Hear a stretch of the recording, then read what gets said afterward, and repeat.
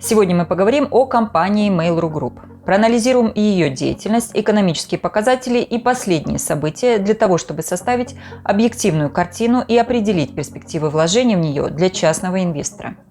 Поделюсь своим мнением по поводу движения ее ценных бумаг для разных случаев развития ситуации в компании.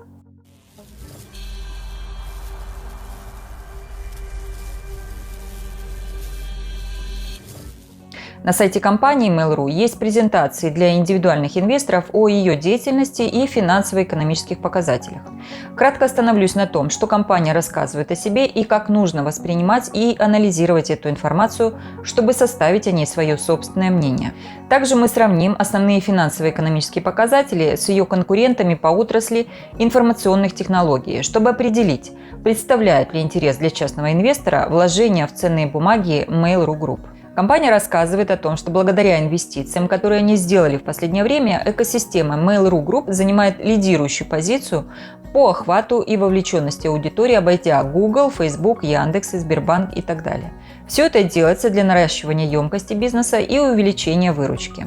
Рост выручки и показатели EBITDA компания представляет за 10 лет, отмечая, что выросли они в 10 раз. Такой период берется не случайно, так как рост в прошлые годы покрывает снижение в последнее время. Однако для нас важно знать, что происходит последние 3-4 года, так как недавние события больше влияют на настоящее и будущее, чем те, что происходили 8-10 лет назад. Поэтому мы сравним темп роста выручки Mail.ru за 3 последних года с этим же показателем других компаний отрасли. Темп роста выручки Mail.ru составляет 26% в год, что ставит ее на 3-е место среди других компаний.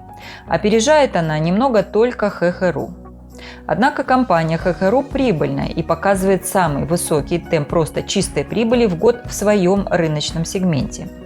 А у Mail.ru чистая прибыль скачет из минуса в плюс год от года, показывая самый высокий рост чистого убытка в отрасли с 2017 года. Показатель EBITDA – это прибыль до вычета процентов, налогов, износа и амортизации. Сам по себе он мало о чем говорит. В основном он используется для сравнения с отраслевыми аналогами и позволяет определить эффективность деятельности компании независимо от ее задолженности. Компания Mail.ru указывает, что средний рост показателя EBITDA составляет порядка 22% в год за 10 лет. Однако за последние 3 года он составляет около 14%, что почти вдвое меньше по сравнению с ростом прибыли Яндекса и ХХ.ру. Однако, все-таки он положительный в сравнении с Озоном. Представляя результаты своей деятельности, компания довольно часто прибегает к этому показателю, чтобы демонстрировать рост прибыли на фоне активных инвестиций. Однако мы, частные инвесторы, рассматривая растущую компанию, должны обратить внимание на динамику обязательств и убытков компании.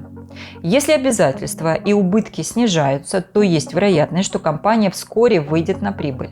Если же они увеличиваются, то очевидно, что компания теряет деньги и вкладывать в нее рискованно. Буквально вчера ради интереса посмотрела, что вещает в YouTube по поводу компании Mail.ru.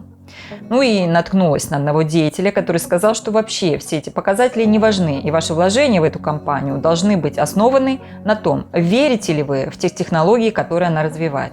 Дело в том, что в начале 2000-х годов в Америке во время бума доткомов были выпущены не просто многочисленные статьи, а целые тома книг, где писалось, что все эти фундаментальные показатели устарели, и не нужно обращать на них внимание. Подумаешь, сумасшедшие убытки и задолженность у компании, зато вон как растут акции. Но когда случился крах этих компаний, все признали, что эти якобы устаревшие показатели работают. Поэтому не вера должна двигать вас к покупке акций, а холодный расчет. Цель любого бизнеса – это получение прибыли. А если ее нет, и вы видите, что ее еще долго не будет, то на что рассчитывать, покупая акции такой компании? Итак, если рассматривать чистую прибыль Mail.ru с 2017 года, то мы увидим, что она скакала из плюса в большой минус, потом опять в большой плюс и опять в большой минус.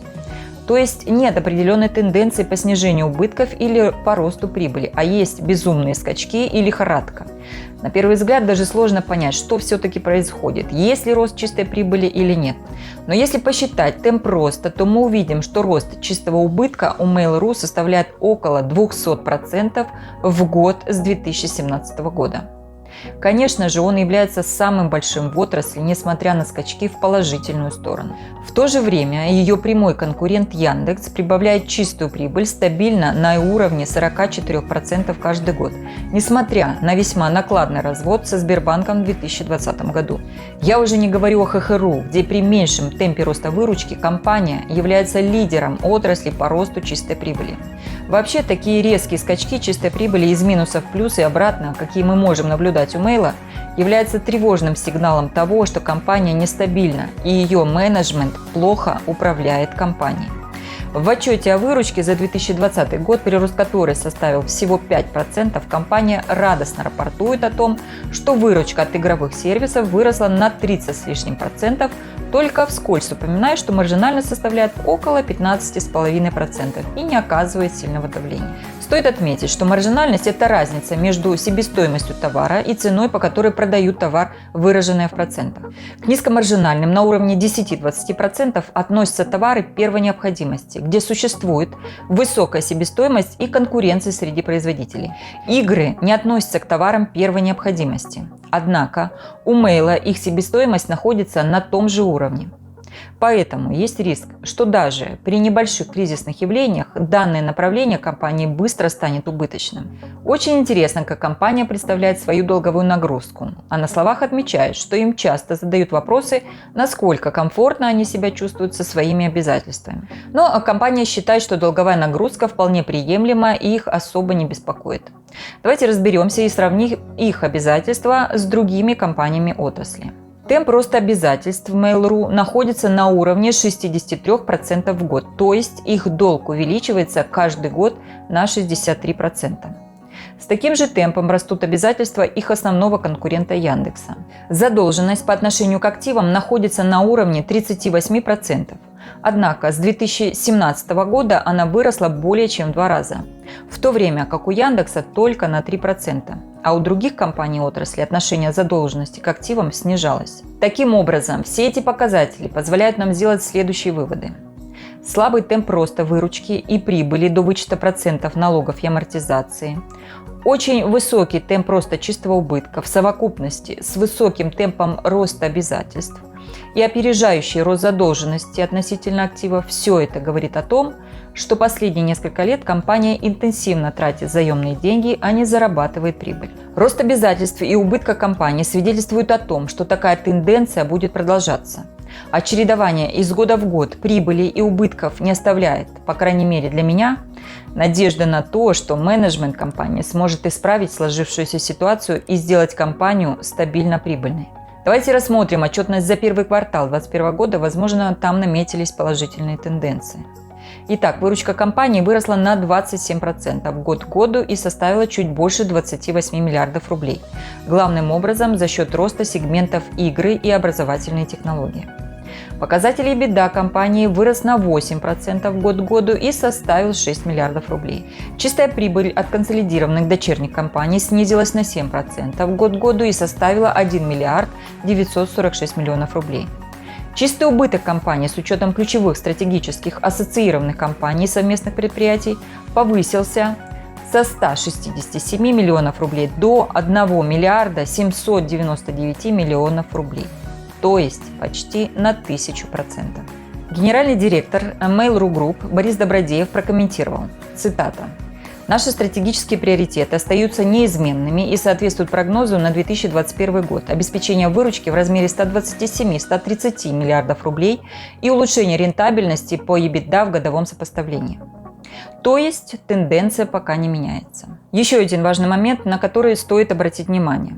Это взаимоотношения компании со Сбербанком, а именно в рамках их совместного предприятия. Эти отношения обходят стороной в обсуждениях, но я считаю, что они играют немаловажную роль и могут оказать существенное влияние на дальнейшее развитие ситуации в компании Mail.ru и движение ее ценных бумаг. Известно, что Сбер активно развивает собственную экосистему, где электронная коммерция является ключевым направлением нефинансовых сервисов Сбера. Сбер уже пытался построить бизнес в сфере электронной коммерции в партнерстве с Алиэкспресс, Яндексом и Озон. И все эти попытки закончились неудачно.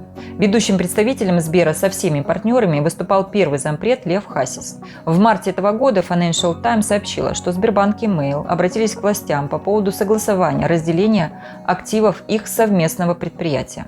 По словам источников издания, Сбербанк и Mail.ru не смогли договориться о том, как развивать совместный бизнес. Компании пока не решили, как разделить активы и не определили сроки возможного развода. Впервые о том, что у Сбера и Mail.ru Group есть разногласия в развитии совместного бизнеса, которые могут привести к разводу, Financial Times сообщила в ноябре прошлого года. Причины, угрожающие этому партнерству, схожи с теми, которые привели к разводу с Яндексом, утверждал тогда, как пишет Financial Times, знакомый первого зампреда банка Льва Хасиса. По его словам, проблема заключается в том, что нет ясности, кому принадлежат клиенты совместного предприятия и как правильно развивать компанию. По словам собеседника Financial Times, в Mail.ru Group отойдут все связанные с едой активы – Delivery Club, самокат, кухня на районе, AirKeeper. А Сберу с транспортом Ситимобил и Ситидрайв. У Mail.ru не хватит собственных денег поддерживать убыточные транспортные активы, а фудтех-сервисы рано или поздно себя окупят. С разводом произойдут и другие изменения, как пишет издание. Mail.ru Group проведет масштабный ребрендинг и станет ВК Group. Логотип Mail.ru отжил свое и ассоциируется только с не самой популярной почтой. А ВКонтакте востребованный у потребителей актив, приносящий реальную прибыль, говорят собеседники издания. В этом году акционеры Mail.ru Group на годовом собрании избрали в совет директоров старшего вице-президента и руководителя блока финансов Сбербанка Александру Бурико. Бурико заменит в совете директоров Mail.ru Group первого заместителя председателя правления Сбербанка Льва Хасиса. Что это значит для держателя ценных бумаг Mail.ru? Это значит, что компании Сбер и Mail, скорее всего, расстанутся и поделят активы их совместного предприятия. Для частных инвесторов, которые владеют ценными бумагами Mail.ru, это хороший знак, потому что обычно при таких событиях цена их вырастет, как в случае с Яндексом и Сбером. И если вы приобрели их на размещении или позже, а сейчас они показывают убыток, то у вас с большой долей вероятности будет шанс продать их с прибылью. И этот шанс увеличится, если вы усредните цену покупки сейчас, пока цена на активы Mail.ru находится в нижнем ценовом диапазоне. Отвечая на вопрос своих подписчиков, хочу сказать, что не вижу признаков того, что ценными бумагами Mail манипулируют. Снижение ее цены после размещения – это закономерный итог движения той ценной бумаги, которая не обеспечена прибылью, и поддержка которой со стороны маркетмейкеров закончилась. Я считаю, что если менеджмент компании будет управлять компанией так же, как и сейчас, то после расставания со Сбером и подъемом цены акций Mail.ru на какое-то время, она опять снизится после этого и, возможно, будет долго находиться в своем нижнем ценовом диапазоне. Если же предположить самый худший вариант развития событий, когда руководству Mail.ru придется продать компанию, то это событие также может подстегнуть рост ценной бумаги, что хорошо для тех, кто будет являться их держателем. То есть такие события, как рост прибыли, искусственная накачка цены под дополнительную эмиссию, расставание с партнерами и продажа компании обычно вызывают рост цены акций, в то время как увеличение убытков и обязательств ведет к снижению. Поэтому следите за этими событиями и воспользуйтесь ими, чтобы получить прибыль. А на сегодня все. Успехов!